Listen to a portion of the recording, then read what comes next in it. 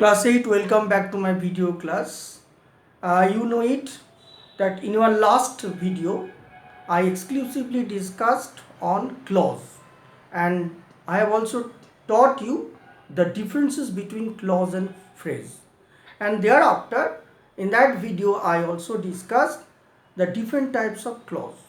Now today I am going to give you exclusive examples on the three clauses: principal clause, subordinate clause, coordinate clause, and thereafter today I will also discuss the different types of subordinate clause. Okay, so first of all I would like to discuss principal clause. My first topic is principal clause. So let me discuss principal clause by giving examples. তোমরা সবাই জানো যে বাক্যে যেটি প্রধান বাক্য, যার অর্থ সে নিজেই প্রকাশ করতে পারে, অর্থ প্রকাশের ব্যাপারে তাকে অন্য কোনো বা অপ্রধান বাক্যের ওপরে নির্ভর করতে হয় না, তাকেই আমরা প্রিন্সিপাল ক্লজ বলি। ঠিক আছে, তাহলে আমরা এটাকে আমরা দেখাই। যেমন ধরো বললাম আমি একটা সেন্টেন্স, টেল হিম মানে তাকে বলো। কি বলো? টেল হিম that he is to come later, that he is to come, that he is to come later. তাহলে টেল হিম তাকে বলো, এই যে টেল হিম কথাটা দেখো, এইটা হচ্ছে এখানে প্রিন্সিপাল ক্লজ, এইটা হচ্ছে প্রিন্সিপাল ক্লজ। আর that he is to come এটা হচ্ছে সাবঅর্ডিনেট ক্লজ। কেমন? নেক্সট সেন্টেন্স আমি বলছি, দেখো নেক্সট সেন্টেন্স শোনো কিরকম। ধরো আমি বললাম লিসেন অ্যাটেন্টিভলি। লিসেন অ্যাটেন্টিভলি মানে মনোযোগ দিয়ে শুনো। লিসেন অ্যাটেন্টিভলি মনোযোগ দিয়ে শোনো। কি শোনো? টু হোয়াট আই সে, আমি কি বলছি। টু হোয়াট আই সে, আমি কি বলি সেটা মনোযোগ দিয়ে শোনো। তাহলে হিয়ার দেখো listen attentively, this is called principal clause, and what I say, this is called subordinate clause. Okay, or this is called dependent clause. Okay, this is principal clause or main clause, MC. Clear? Next comes to next sentence. Suppose everybody hates him. Everybody hates him, সবাই তাকে ঘৃণা করে। everybody hates him, কেন ঘৃণা করে? everybody hates him who tells a lie, তাহলে who tells a lie, যে মিথ্যা কথা বলে। তাহলে everybody hates him who tells a lie, তাহলে everybody hates him, তাহলে this is called principal clause, and who tells him, this is called subordinate clause. Okay, comes to next point. Suppose, can you tell me,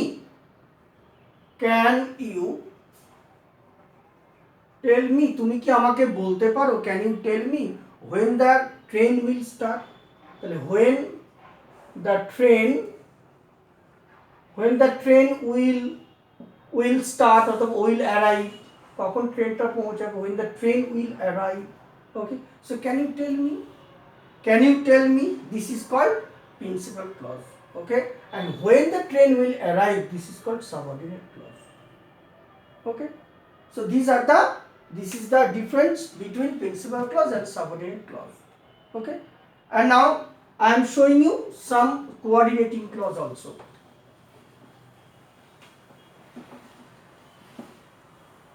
আমি আগের দিন discuss করে তোমাদের দেখিয়েছি, যখন আমরা কি করছি একটা কোঅর্ডিনেট কি কনজাংশনের ব্যবহার করে তখন দুটো ইন্ডিভিজুয়াল সেন্টেন্সকে কি করছি, জয়েন করছি, তখন সেটা হয়ে যাচ্ছে কোঅর্ডিনেট ক্লজ। ঠিক আছে, তাহলে কোঅর্ডিনেট ক্লজ করতে গেলে আমাকে কি করতে পারি, আমরা দেখো অর শব্দটার ব্যবহার নিতে পারি, আমরা অ্যান্ড শব্দটার ব্যবহার নিতে পারি, আমরা ইয়েট কনজাংশন ব্যবহার নিতে পারি, আমরা ইয়েট ছাড়াও আর কি নিতে পারি, আমরা এলস শব্দটার ব্যবহার নিতে পারি। এলস ধরো আমি বললাম ELSE, এল শব্দটার ব্যবহার নিতে পারি, আমরা বাট শব্দটার ব্যবহার নিতে পারি। বাট একটা কোঅর্ডিনেট কনজাংশন। ওকে, আর কি আমরা নাইদার নর, নাইদার নরের ব্যবহার নিতে পারি। আমরা নো সুনার দ্যানের ব্যবহার নিতে পারি, নো সুনার দ্যান। আমরা কি নেভার দ্য লেস এই ব্যবহার করতে পারি।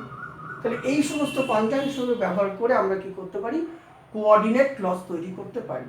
তুমি কিরকম দেখো, আমি তোমাদের দেখাচ্ছি কিরকম। ধরো আমি বললাম হি ফায়ার্ড দ্য গান, ধরো আমি প্রথম সেন্টেন্স বললাম হি ফায়ার্ড দ্য গান,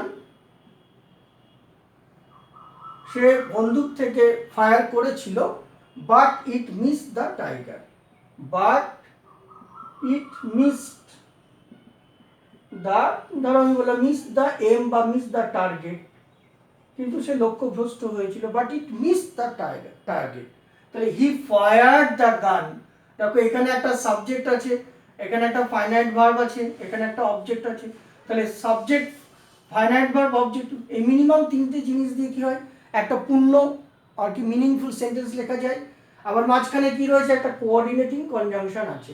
তারপরে দেখো পরের সেন্টেন্সটা কি, it miss the target, it means হচ্ছে the gun miss the target. তাহলে এখানে ইস মিস দ্য টার্গেট, এখানে দেখো সাবজেক্ট, এখানে ফাইনাইট ভার্ব আছে, দ্য টার্গেট, এখানে অবজেক্ট আছে।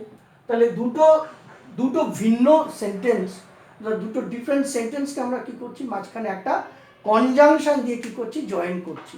So therefore it's a coordinating আর কি কোঅর্ডিনেট ক্লজ, বা এটা কোঅর্ডিনেট ক্লজের এক্সাম্পল। তারপরে ধরো আমি বললাম ওয়াক ফাস্ট, দ্রুত, ওয়াক ফাস্ট মানে দ্রুত হাঁটো, ওয়াক ফাস্ট মানে দ্রুত হাঁটো।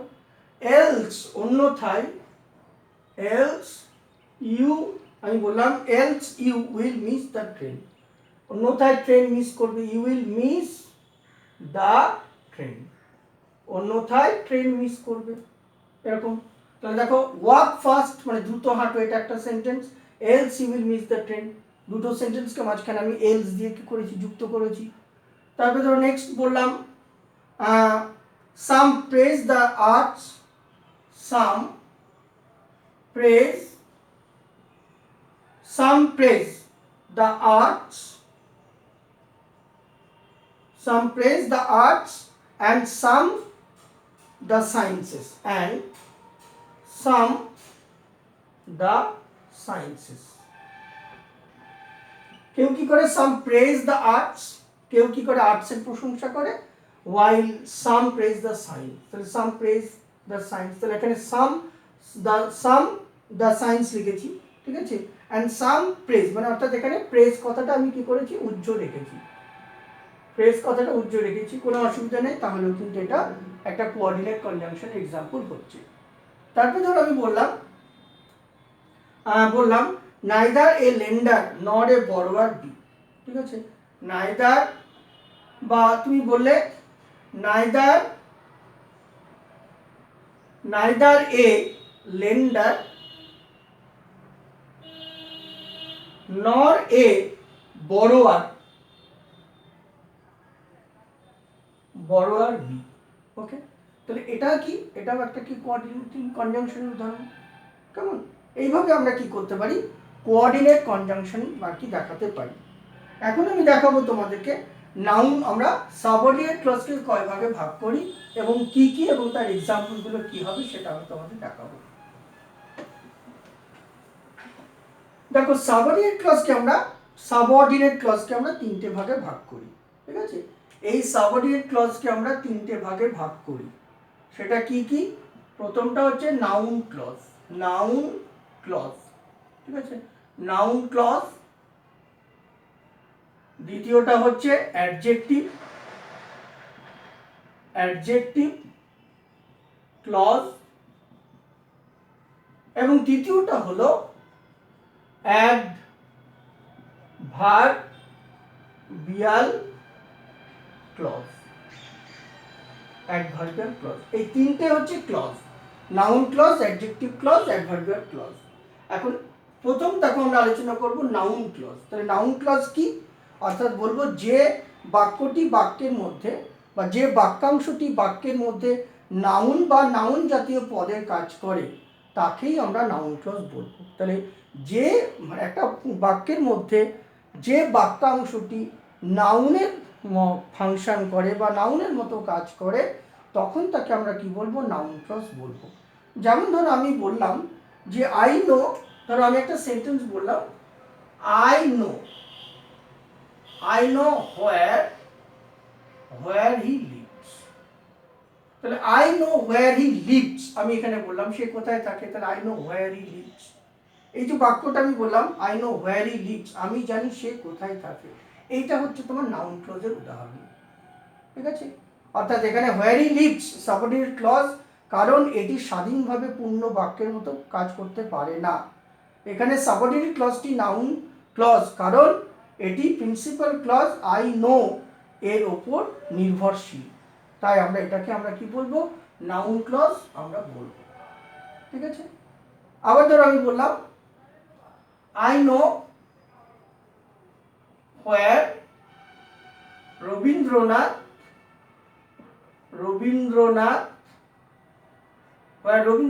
was born। ওকে, এরকম তাহলে I know where Rabindranath was born, এটা হচ্ছে কি প্রিন্সিপাল ক্লজের উদাহরণ। রবীন্দ্রনাথ কোথায় জন্মেছিল আমি জানি। ঠিক আছে, I know what is your name, I know what is your name, আমি তোমার নাম কি জানি, এটা হচ্ছে প্রিন্সিপাল ক্লজের উদাহরণ, এটা হচ্ছে নাউন ক্লজের উদাহরণ। তাহলে এইভাবে আমরা কি করতে পারি, নাউন ক্লজ কি করতে পারি, লিখতে পারি।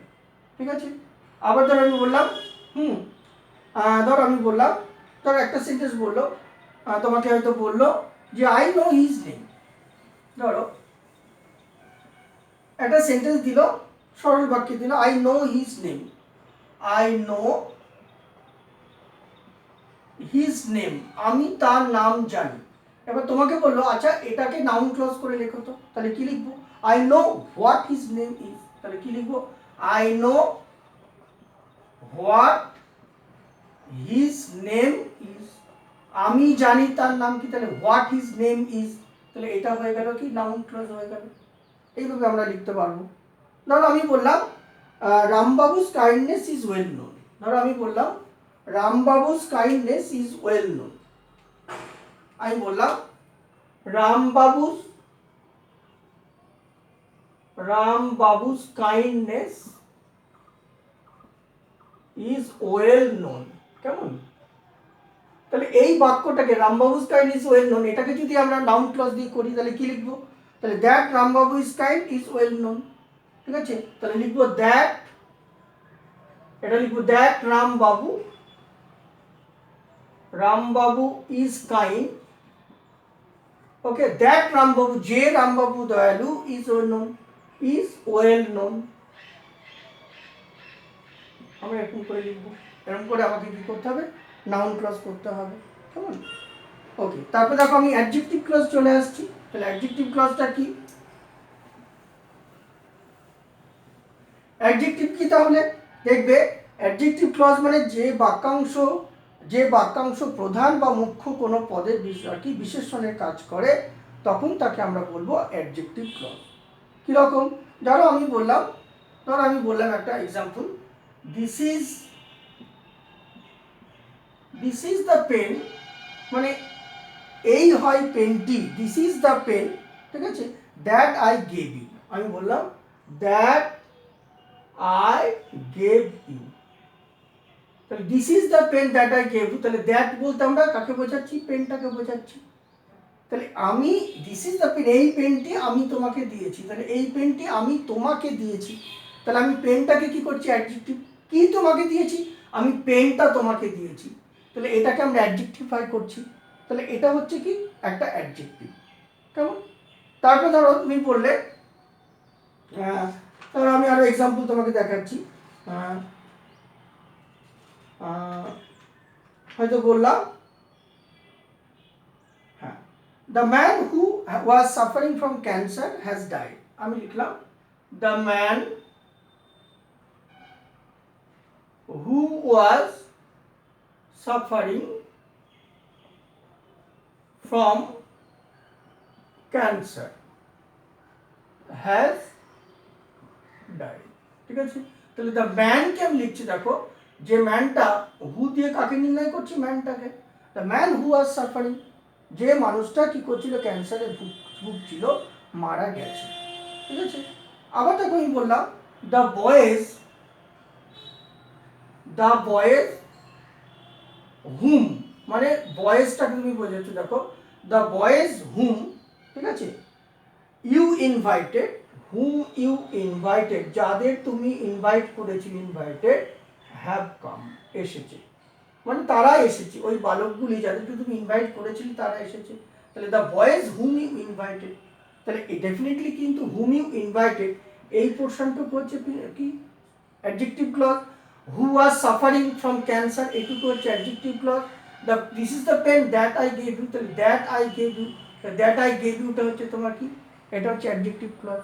তাহলে এইভাবে তোমাকে কি করতে হবে, অ্যাডজেক্টিভ ক্লজ কি করতে হবে, লিখতে হবে, কেমন। তারপরে দেখো আমি পরেরটা বলছি, অ্যাডভার্বিয়াল ক্লজ। অ্যাডভার্বিয়াল ক্লজের অনেকগুলো ভাগ আছে, সেটা কি, যখন তোমাকে ধরো তুমি যখন কি করবে অ্যাডভার্বিয়াল ক্লজ এর অনেকগুলো ভাগটা কি, যখন তুমি সময় বোঝাবে তখন তোমাকে time, adverbial clause of time হবে, যখন তুমি প্লেস বোঝাবে তখন অ্যাডভার্বিয়াল ক্লজ অফ প্লেস হবে, যখন তুমি রিজন বোঝাবে তখন হবে সেটা অ্যাডভার্বিয়াল ক্লজ অফ রিজন, যখন কোনো দুটো জিনিসের মধ্যে বৈপরীত্য বোঝাবে তখন অ্যাডভার্বিয়াল ক্লজ অফ কন্ট্রাস্ট হবে, যখন তুমি পারপাস বোঝাবে তখন তোমাকে কি করতে হবে, দ্যাট দিয়ে লিখতে হবে এবং অ্যাডভার্বিয়াল ক্লজ অফ পারপাস হবে, যখন তুমি তুলনা বোঝাবে তখন অ্যাডভার্বিয়াল ক্লজ অফ কম্প্যারিজন হবে, ওকে। এইভাবে তোমাকে আবার কি রেজাল্ট যখন দেখাবে তখন অ্যাডভার্বিয়াল ক্লজ অফ রেজাল্ট হবে, রেজাল্ট বোঝাবে। তাহলে এইভাবে time, place, reason, contrast, purpose, comparison এবং আবার রেজাল্ট, আর যখন কন্ডিশন শো করবে তখন অ্যাডভার্বিয়াল ক্লজ অফ কন্ডিশন হবে, যেটা আমরা ইফ বা ওয়েদার বা লেস, আনলেস, আনটিল এগুলো দিয়ে দেখাই, তাহলে এগুলো কন্ডিশন হবে। তাহলে এইগুলো হচ্ছে তোমার অ্যাডভার্বিয়াল ক্লজ। দেখো আমি একটা এক্সাম্পল দেখাচ্ছি, তাহলে বুঝতে পারবে। ধরো আমি বললাম দো he is poor, comma he is honest, তাহলে যদিও সে গরিব সে সৎ, তাহলে এখানে দেখো দো দিয়ে কি করছি, তাহলে দো দিয়ে আমি এটাকে কি করছি, একটা সাবঅর্ডিনেট ক্লজ লিখেছি, আর হি ইজ অনেস্ট হচ্ছে প্রিন্সিপাল ক্লজ, এবং এটা দুটো সেন্টেন্সের মধ্যে কি হয়েছে, একটা কন্ট্রাস্ট আছে, সেই জন্য এটা হচ্ছে তোমার কন্ট্রাস্টের মধ্যে যাবে। ঠিক আছে, তারপরে কি হবে, হ্যাঁ, ইট ওয়াজ, আমি বললাম ইট ওয়াজ 10 PM when he arrived, তাহলে when he arrived, তো এটা কি বোঝাচ্ছে, না ইট ওয়াজ 10 PM when he arrived, তাহলে when দিয়ে আমি কি করছি, তাহলে আমি টাইমটাকে বোঝাচ্ছি, এটা দিয়ে হতে হবে। আবার তারপর আমি বললাম if you study hard, comma you will succeed, SUCCED, অর্থাৎ if you study hard, যদি তুমি কঠোর পড়াশোনা করো তুমি সফল হবে। তাহলে if you study এটা কি, তাহলে এটা হচ্ছে অ্যাডভার্বিয়াল ক্লজ অফ কন্ডিশন, এটা কন্ডিশনকে বোঝাচ্ছে। এভাবে আমাকে কি করতে হবে, লিখতে হবে। ঠিক আছে, তাহলে আজকে হচ্ছে আমরা এখানেই শেষ করব ভিডিও। তাহলে নিশ্চয়ই তোমরা কি করলে, সাবঅর্ডিনেট ক্লজ সম্পর্কে আজকে নলেজ পেলে। আমরা পরের ক্লাসে আবার কি করব, আমরা এই ক্লজগুলো নিয়ে আবার ডিসকাস করব। তাহলে সবাই আর কি ভিডিওটা এনজয় করবে, ঠিক আছে। এবং যদি তোমাদের আরও গ্রামার শিখতে চাও, জানতে চাও, তাহলে আমার ইউটিউব চ্যানেল তোমরা গিয়ে সার্চ করতে পারো, বা তোমরা সাবস্ক্রাইব করেও কি করতে পারো, আমার দেওয়া ভিডিওগুলোকে শুনে তোমরা গ্রামার শিখতে পারো। আজকে এই পর্যন্ত, থ্যাংক ইউ ভেরি মাচ।